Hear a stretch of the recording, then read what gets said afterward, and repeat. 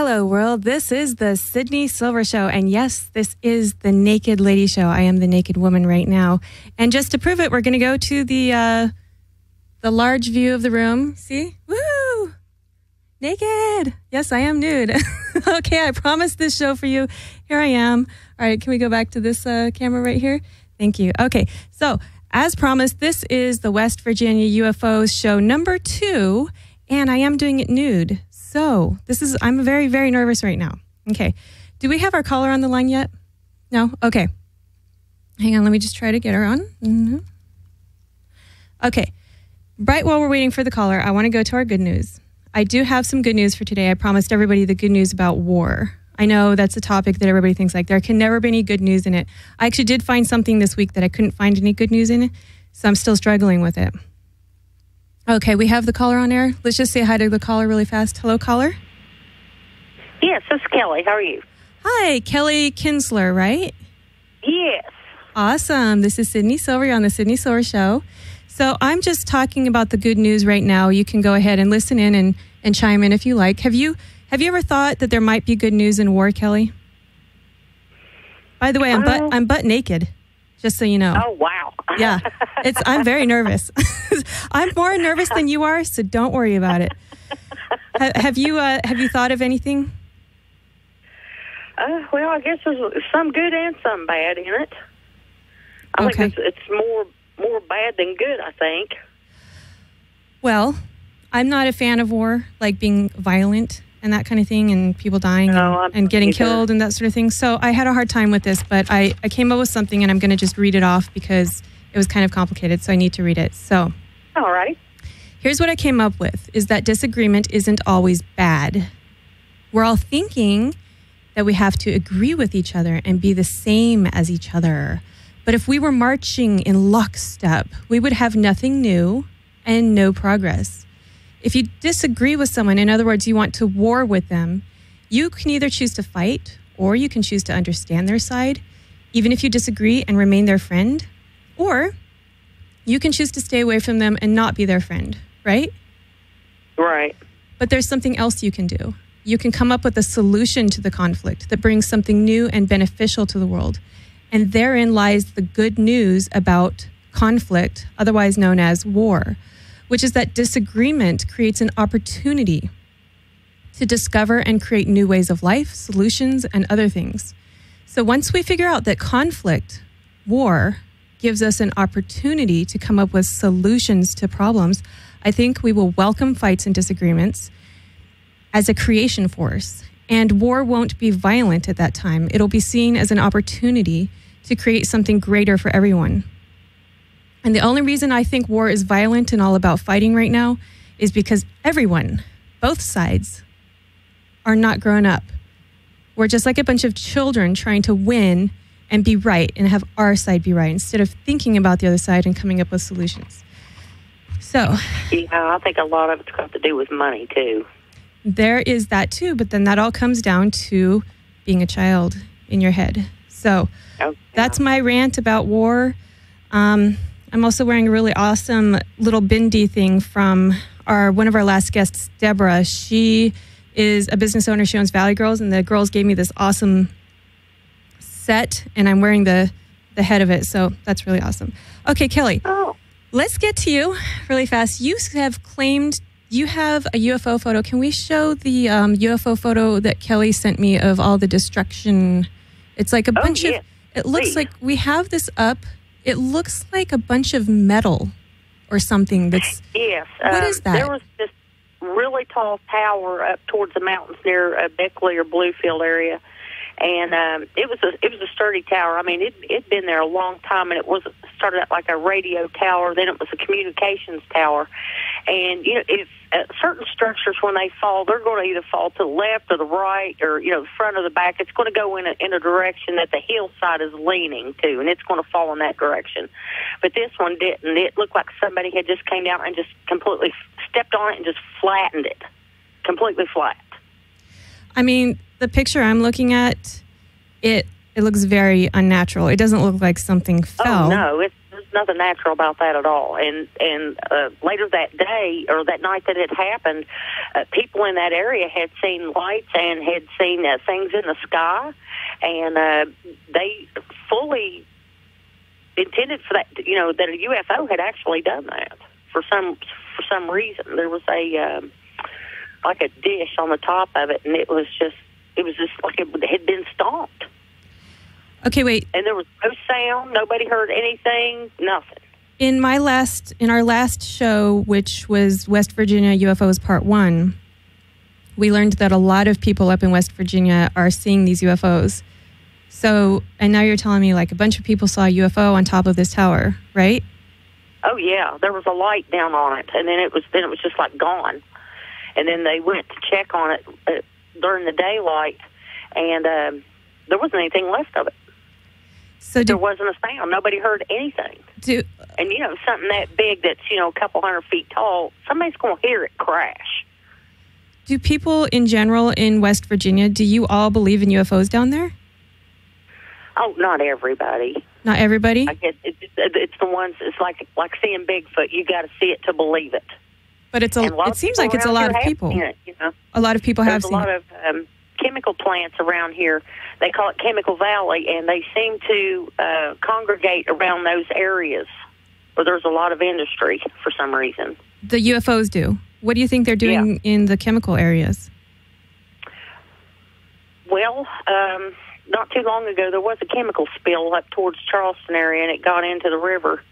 And there was things cited then, too. I think they're just interested in what we're doing, and if they see us probably doing something wrong that might damage the earth, they might control it and stop it. I'm really not sure what their idea is on that. Yeah, I've heard that the UFOs hover over nuclear missiles, and they will sometimes. There was one on TV not too long ago that they were shooting one off, and one was seen around shooting lasers into the head of it to make it fall off, so it wouldn't go into the atmosphere, and they deadened it right away as soon as it was launched. Okay, I always thought that UFOs were doing that because, they like us and they don't want us to kill each other. And then I had this really ominous thought, which was, what if UFOs are, stopping us from using nukes and stopping us from using, harming ourselves with chemicals and things like that?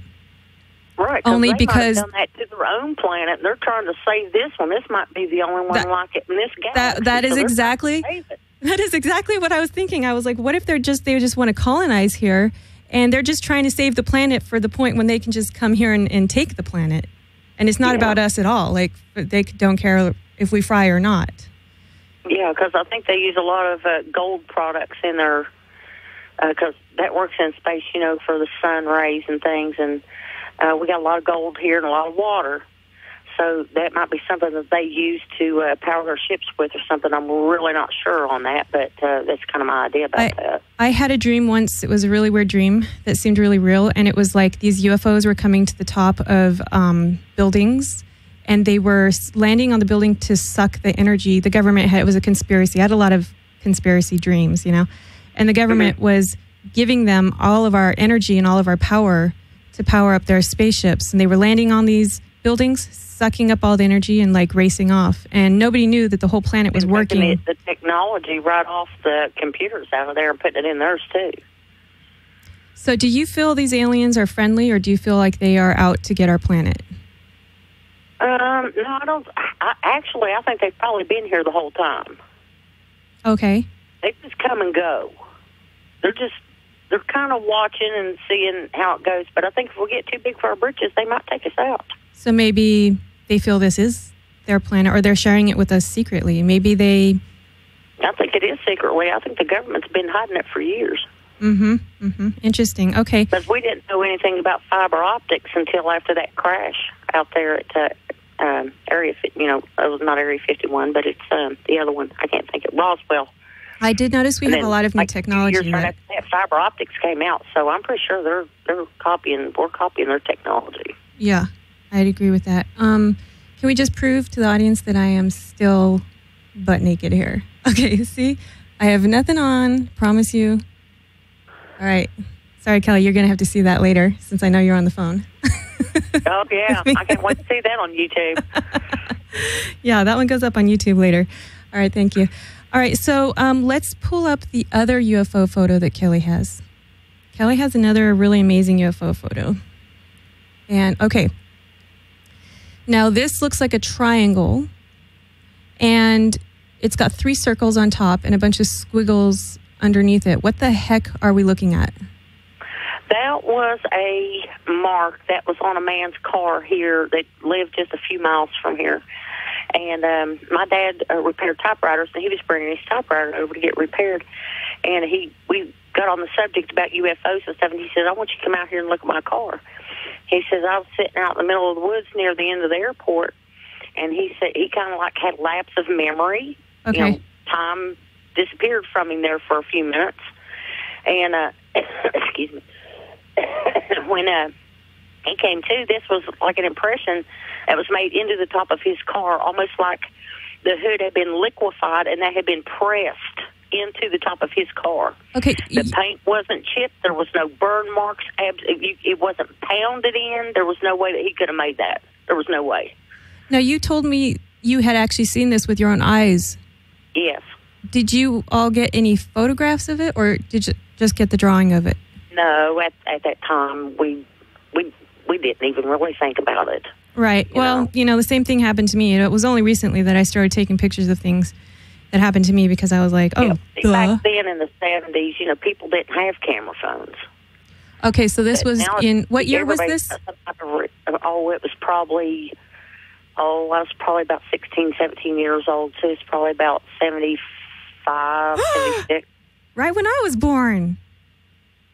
Yeah. 1975, that was when I was born. Please tell me it was in November. November? It was almost like made into the hood, there was no paint chips or anything, though. It was, and he was, you could tell by the way he talked. His eyes got wide. You could see the white of his eyes. His lips got tight. You could tell that he actually believed this. He was, to himself, he was telling the truth. You could tell. He was absolutely terrified. So, he was afraid they were going to come after him. Kelly, do you remember what month this happened? Was it November-ish or the beginning of the year? No, it was probably June or July. Darn, right before I was born. Summer. I was out of school. I was kind of hoping it was, for me or something, but yeah. All right, so what do you think this symbol means? Because it looks to me like a pyramid. It's got 3 floating balls. Well, from all the shows and stuff I've been researching on TV and in books and things, the 3 circles in a triangle kind of represent Orion's belt. Oh my gosh, Orion, the star system, Sirius, the dog star. And if you spell dog backwards, that's God, right? Right. That's why a lot of people think the aliens that some people think are our gods come from the dog star, which is Sirius. Right. But is that in Orion's belt? I think even Sirius is lower than that. Sirius is like Anunnaki. Their name translates into those that came from the sky. So they have dances and everything about it all the time. They really believe that their makers came from ships out of the sky. Well, I do know that in that day, they didn't know what a ship was, so it was either like a flying chariot or wheels in the sky. A lot of that stuff's mentioned in the Bible, but people don't reference it to UFO. But that's what they called it at that time because they didn't have any other words for it.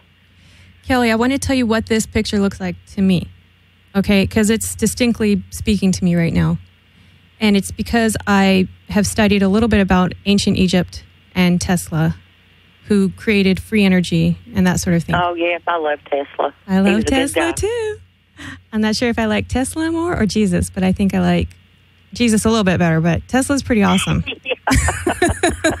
All right. Put them together and you got an electrifying man. Put them all together. New miracle. All right. So, yeah, that's right. Okay, so what this looks like to me, it looks like a pyramid free energy machine. Because if you read some of those or watch some of the ancient Egyptian documentaries about how they possibly created energy out of the top of the pyramids, the pyramid faces up in the sky. Chemicals down each of those slides, and then it combined in that they call it the Queen's Chamber, and they think that it actually created energy. Yep. Yeah.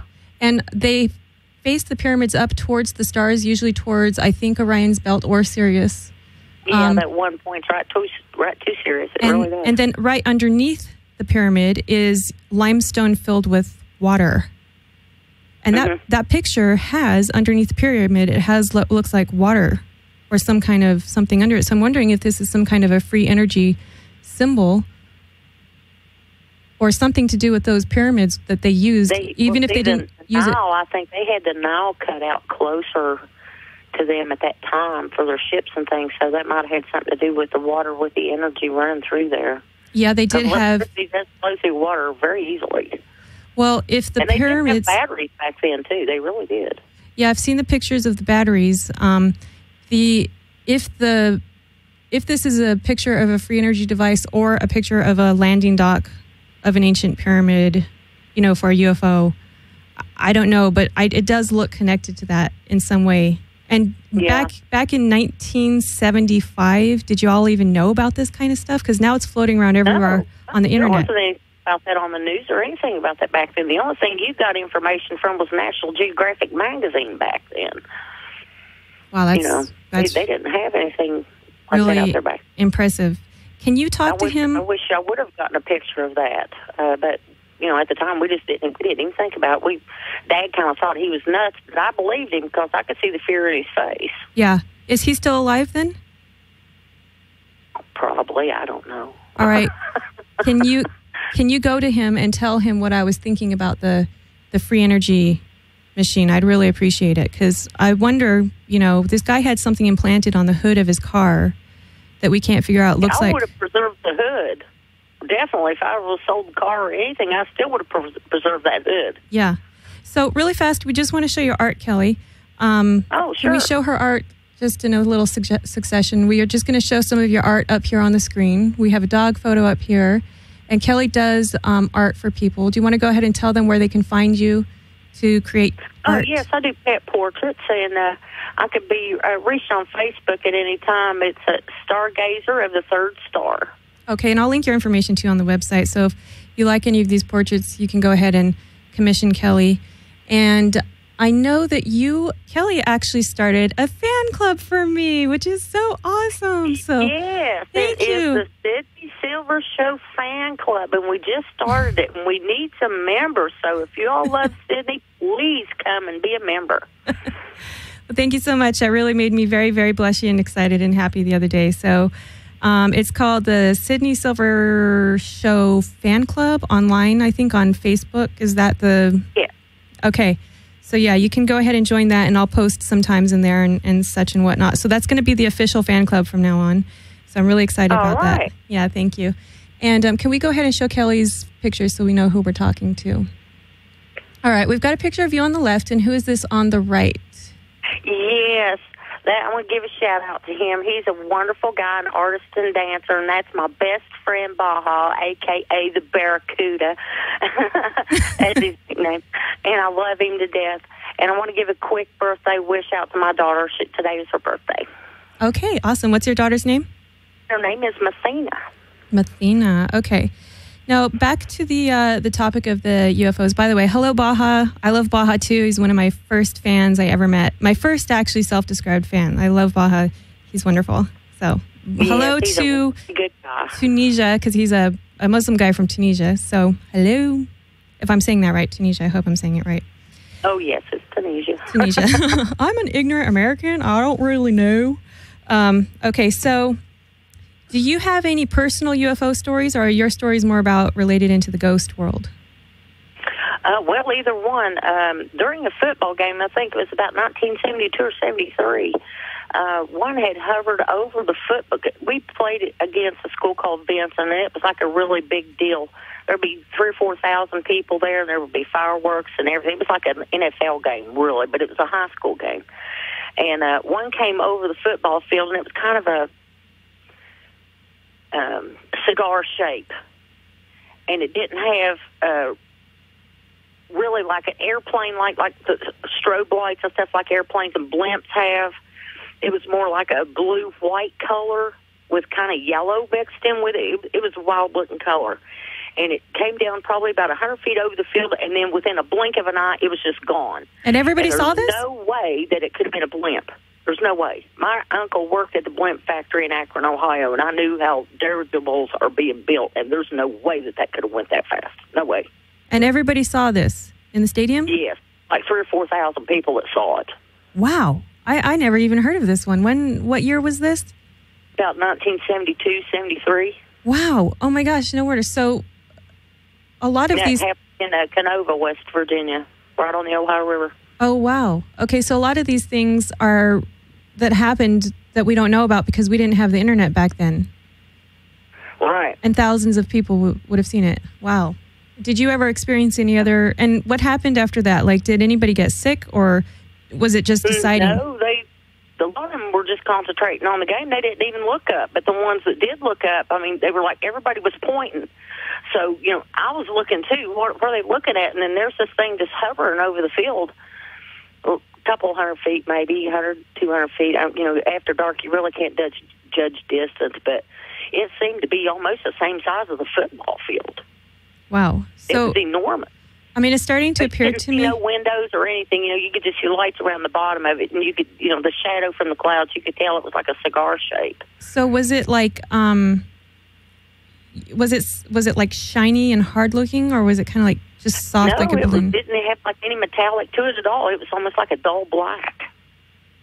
Wow. How interesting is that? So I got a feeling that it could be something like a mirror effect.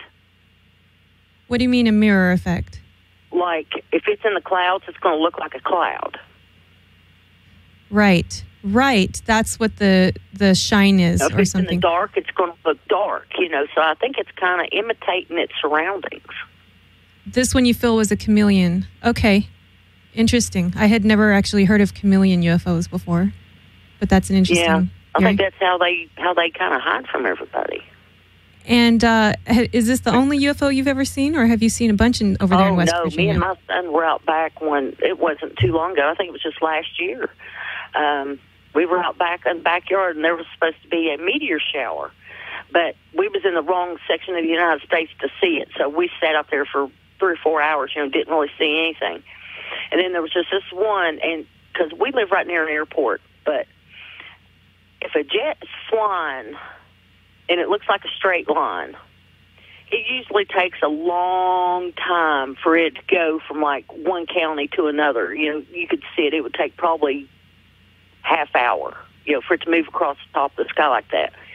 And it went from one ridge to the other, and these are really spaced far apart, several miles apart. But airspace, I can't really judge miles in airspace, but it went past in probably less than 3 minutes. Wow. And you could see the light, and it was a steady light. It wasn't a blinking light either. Yeah. And my son noticed it, and he said, Mom, I want you to look at that and watch it. And it was going at a really good clip. And I called the airport, there was no satellites in the area or nothing. Huh. All right. So, and what color was this one? Was it out of here? Was it like a white? Can you describe? Yeah, it almost looked like a star. It matched the sky, but it was a little bit brighter. Okay, I had an experience once on Laurel Canyon where I was in a room. I actually saw a couple things up on Laurel Canyon Boulevard here in Los Angeles. But this one, it was kind of the same. It looked like a little star, and I was not facing it. I was looking, it was in the peripheral edge of my vision, and I saw this thing hanging there, right? And I was like, what the hell is hanging there? So I looked at it, and it went, doom, and it just took off like so freaking fast. I could barely see it, just took off. And later I was thinking about it, and I was like, that thing definitely was just hanging there, because at the speed it was going, it would have already been gone by the time I thought about it and turned to look at it. So it was definitely hanging there and then just took off like so fast. Well, they say that there's a base right off, I think at Santa Cruz, there's a military base, and they say that there's a base right out there underneath the water. They watch them come and go out there all the time. There's lights in the water all the time out there. Well, what really freaks me out is why the heck was it watching me? Because it was sensitive to me, because when I looked at it, it took off. Unless it was a coincidence that at the minute I looked at it, it took off. It could have been. Just kind of scoping you out a little bit and say, uh-oh, she saw us. Let's get out of here. Looking at me through the bedroom window again. Thanks, aliens. I'm right here naked if you want. Oil over your windows. I'm sitting here naked for you right now. So, yeah, okay. Mm-hmm. Sorry, your accent is giving me one, too. I'm very sympathetic with accents. Okay, so are those your best UFO stories, you think? Yeah. That's awesome. The experiences, ones that I've had so far. Well, I'm telling you what, I'm starting to really believe in West Virginia as a UFO hotspot. And I think a lot of UFO hunters need to go out there. Remember, your cell phones are not going to really work well out there. Oh, and yeah. What's your area, Kelly, so that people can know where to hunt? I'm in Cabell County. Where? Cabell County, right on the Ohio River. Okay. All right. In Honey. Sounds good. And real fast, we only have 2 minutes, and I kind of wanted to say something else on the show, too. So I just wanted to let everyone know that I'm working on living like 1,000 years. So I've been like researching anti-aging and all this kind of stuff because I'm pretty much 40 years old. I'm like 39. That's why I am forcing your butts to look at me naked, okay? Because you have to do it. All right, so... Well, I turned 56 in just a couple of days on the 29th, and I don't think I'll look it. Woohoo! All right, good for you. I'm doing really good with the skin. So, real fast, I know up to now I've never done anything for myself other than just being vegan. I don't know if that has anything to do with it, but I only have a minute left, so let me tell you really fast. I'm researching something called astragalus extract. It's been known for a long time, I think since the 70s, but I'm taking it now every day, so we can basically watch my progress as I take it. I don't know, because I think you got to take it for like a long time. And I'm also taking something called astaxanthin. It helps you, supposedly, if you eat it, and this is a little bit of health help here. We didn't play the intro, but it's okay. You eat it, and you also put it on your skin. It's supposed to get rid of wrinkles. So I'm going to be reporting back to you on this one. It also helps raise your adiponectin, which is the hormone that eats the fat in your body. So if this jiggle goes away, I'm also trying a fat freezing machine, so I'll let you know about that. Yeah, if this freaking jiggle goes away, I'll let you know. Oh, yeah. You know? I'll take a 55-gallon drum of it. I'll take a bath in it. And I'm also taking... I'm taking a bath. I'll work on it. Very important, everybody. Take your freaking multivitamins and minerals. I don't care who says what to you. Yes, and stay away from tap water. There's so many chemicals in it. Stay with bottled water. I am taking a powdered version, okay, because it absorbs better in veggie caps. And they say that 40% of our vitamins and minerals are now depleted out of our soil and not in our food anymore. It doesn't matter if it's vegetarian or meat. So eat your vitamins and minerals. I've been taking magnesium and got rid of my migraines, believe it or not. Yes, so, I heard about astragalus, astaxanthin. Stay tuned for more because I'm going to be taking it over the years, and you're going to be able to see my face as it progresses, and we'll see if it works or not. So, sorry, our show's over. Can we show one more shot just to show that I am freaking nude? Yay! All right, everybody. All right, thank you so much, Kelly, for calling. I will be in touch with you. This is Sydney Silver Show. Go to sydneysilvershow.com and comment on our forum and make fun of me for being naked. All right, bye-bye, everyone. Okay, bye-bye, dear. Bye, Kelly. Okay, bye. Bye.